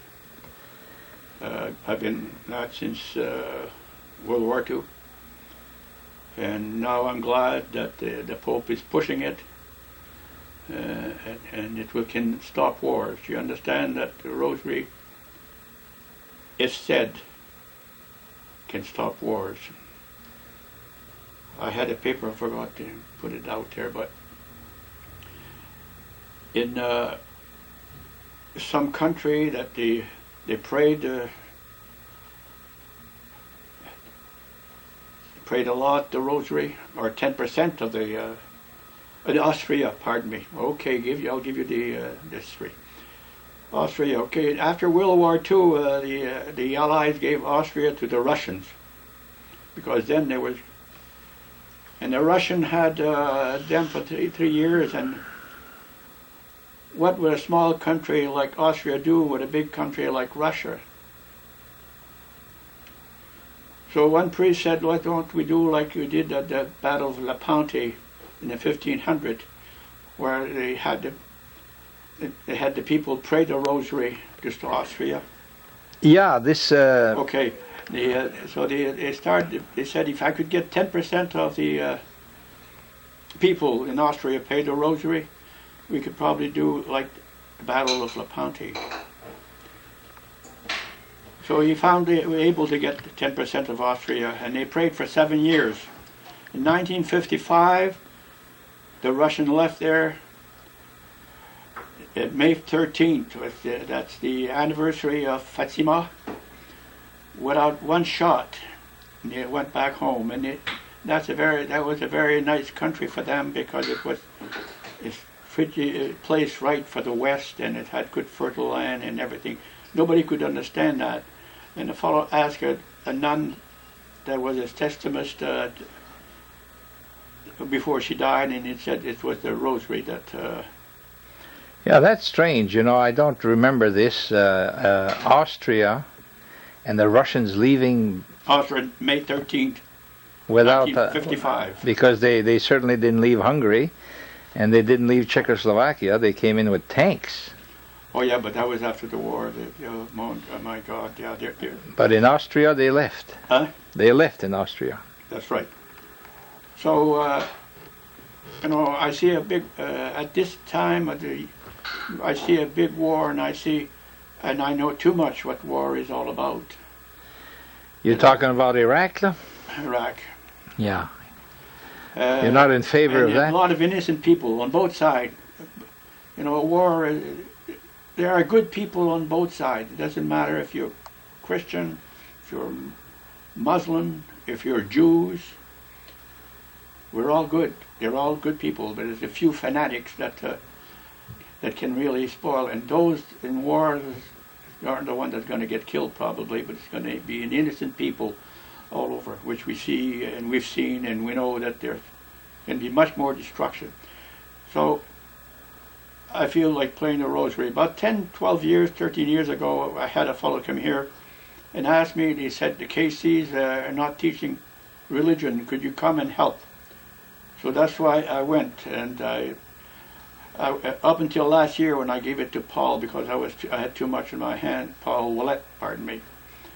I used to be in charge. I always had a couple priests. Now we probably won't be able to have that, but we could have one anyway to examine, tell them about the Mass, about I'm talking to people coming into the KCs, the new recruits, after they made their first degree, before they make their second and third, and show them their religion, because you realize that when they come in at first degree, you have a rosary put in your hands. And a lot of those people that have the rosary in their hands don't even know, or never even seen one probably. So someone has to teach them that, and I think up to now anyway, I can teach them the rosary and how important it is to everybody. You did that last year. I did it last year. Yeah. Yes, but you know, Paul was in charge, but I did it last year. You explained it real well. Huh? You explained it real well. Where did it start, the rosary? You told us about that. The rosary started in 1208. The Virgin Mary came down into St. Dominic, and it was at wartime. And so they prayed the rosary then, and they had, because Europe has always been dangerous to be invaded, or Christian Europe.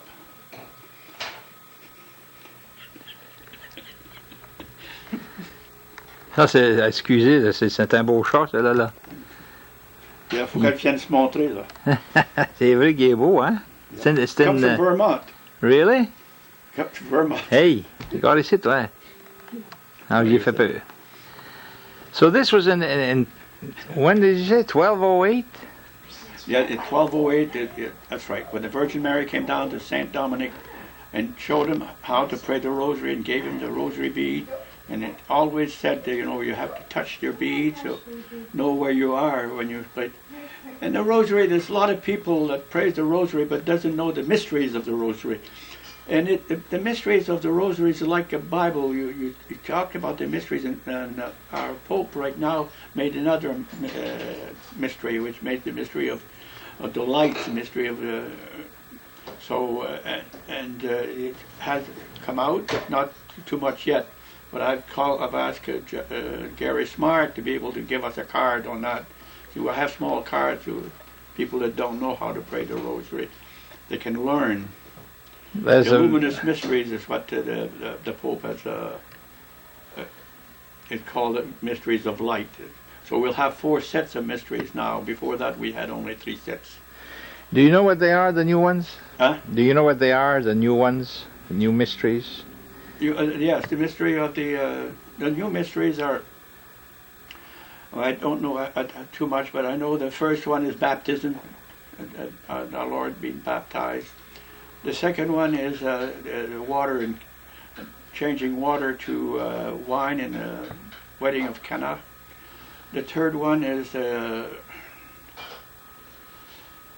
boys, I guess I have to look at my paper. Yeah, that's all right.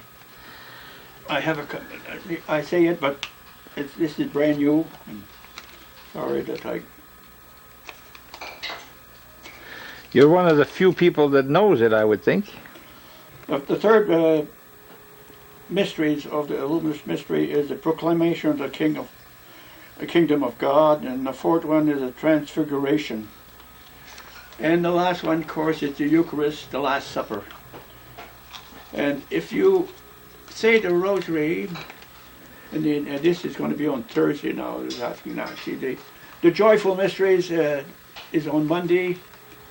The Sorrowful is on Tuesday. Wednesday is the Glorious Mysteries. And normally we used to go back to Joyful, but now it's going to be the Luminous Mysteries on Thursday. Friday's Sorrowful. Saturday and Sunday's Glorious, except of Lent. And Sundays got the Sorrowful Mysteries. But if people would learn about that, and when they say that, it's just like reading in your book, because then you meditate about the life of our Lord Jesus Christ and how beautiful and how lucky we are to live in a country that is free. Freedom is something that people don't seem to understand, because so much blood has been poured down and so much friends and buddies have lost their lives, so I can talk to you today here and be free, no matter what I say. There's no money that can buy that. Yeah. Now, were you already, when you were in the army, yes. in Germany, yes. You prayed there? Yes. Were you taught that at home? Is this how come you were so religious? I was taught that at home, yes.